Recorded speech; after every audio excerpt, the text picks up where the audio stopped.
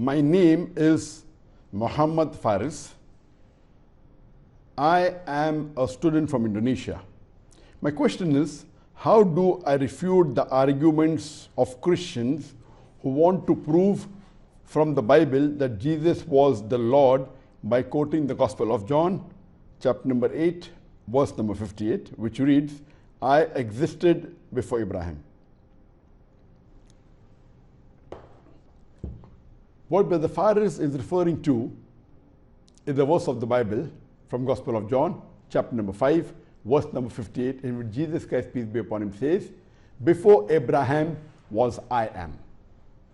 And there are many Christians who quote this verse from the Bible and say, from this verse we come to know very clearly that Jesus Christ, peace be upon him, he was Almighty God.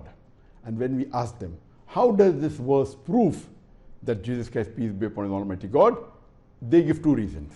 Number one, they say, because Jesus Christ, peace be upon him, was present before Abraham, peace be upon him, that means he was God. The reply to this argument is that every creation of Almighty God existed in the knowledge of Almighty God before he was created. Every human being that came on the face of the earth, before he came, he existed in the knowledge of Almighty God. And there are verses from the Bible which can prove this point. If you read the book of Jeremiah, chapter number 1, verse number 5, Almighty God says,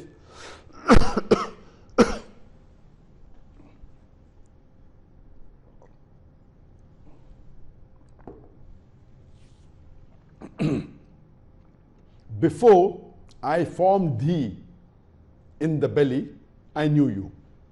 And before you came out of the womb, I sanctified thee. And I made you a prophet over the nations.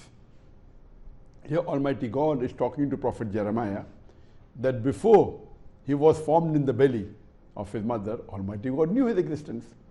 Before he came out of the womb, Almighty God has already sanctified him and made him a prophet to the nations. That means every human being was present in the knowledge of God before he came. So similarly, if Jesus Christ, peace be upon him, was there before he came, or before Abraham, peace be upon him, it's nothing new. This is what the Bible says. Every human being was there in the knowledge of God before he came on the face of the earth. There is a second argument given by some Christians, quoting this verse from Gospel of John chapter 5, verse number 58, when Jesus Christ, peace be upon him, says that before Abraham was I am. And they say, I am is the proper noun of Almighty God. It is the name of Almighty God. And to prove their point, they quote the verse of the glorious Quran from the book of Exodus, chapter number 3, verse number 14. When Moses, peace be upon him, he asks Almighty God that when he goes to the children of Israel, how will he call God? What name will he give? And when he goes to the children of Israel, how will he address that the God of your fathers? What name should he take? So Almighty God replies in the book of Exodus, chapter number 3.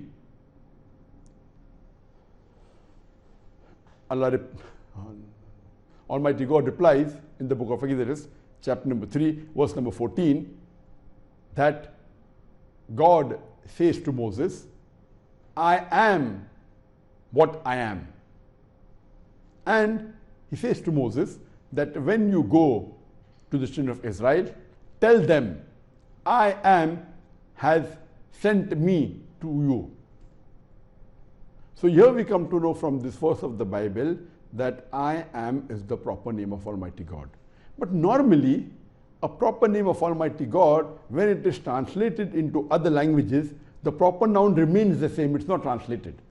There can be certain occasions where required it can be translated, but generally a proper noun is not translated. For example, if I say in English that Mr. Black has come to my house, I cannot say in Arabic that Mr. Aswad came to my house, or in Hindi or Urdu, Mr. Kala came to my house.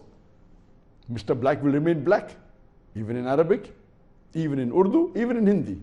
Similarly, this is the English translation where God says, I am that I am.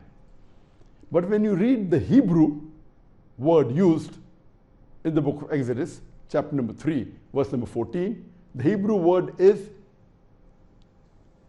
Yehihe Asher Yehihe. And when you read in Greek, it is ego eimi.